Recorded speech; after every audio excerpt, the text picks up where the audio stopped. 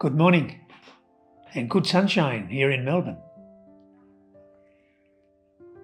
In today's text, Luke has Jesus finishing his teaching, and a Pharisee invites him to dine in his house.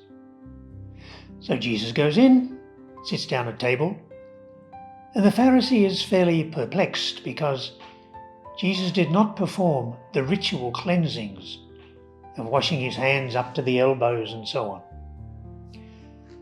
And Jesus recognizes this, and so he says, "Oh, you Pharisees, you clean the outside of the cup and plate, but inside yourselves, you're full of wickedness and exploitation." And then he goes on to say a rather unusual thing. He says, "Instead, give alms from what you have, and then everything will be clean for you." And it's that last phrase that I want to look at this morning with you. Give alms from what you have, and everything will be clean for you. And I suppose why I'm drawn to this is because just last week, Pope Leo published his first letter to the Church and the world, called Dilexi Te, which means I love you, or I have loved you. And the theme of the letter is very much on God's preferential, not exclusive, but preferential option for the poor. And Leo gives it's a lengthy letter, a whole explanation of how in history the Church has been concerned for the poor, following the example of our Master, the Lord, and his way of life and his teaching. And that's from early times right up till now. And so what I want to do this morning is just share with you some of the ideas or phrases that Leo uses in this text, which, to be quite honest, when Francis came into the papacy, he took a letter that Benedict had been preparing while he was Pope, but didn't have the chance to finish. And he published it in his own name. Now, Leo has done the same thing. He's taken a letter that Francis was preparing before he died, and he's worked it a bit himself, and he's signed it in his name. And this is it, Dilexi Te, which is the name of the letter in Latin, meaning I have loved you. And he spoke of two things there.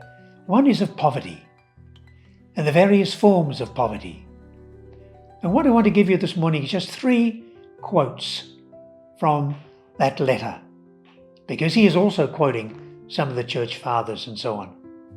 And one is from Pope John Paul II. And he says, "The poor are those who are excluded from material means of exchange." Excluded. They are the poor. Excluded. And I think of those who are unemployed. Now, the state is conscious of that, I know, and the state does give unemployment benefits, thank God. But also the unemployables. Those who, for physical, mental, social, intellectual limitations, are unemployable. And likewise, the legally unemployables.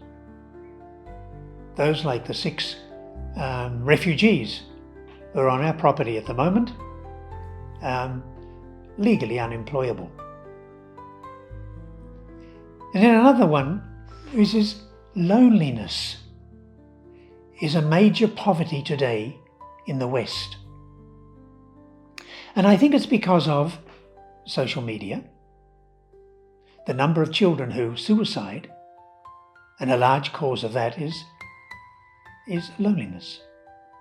Or also that people are living longer now and living with disabilities. and hence are living lonely.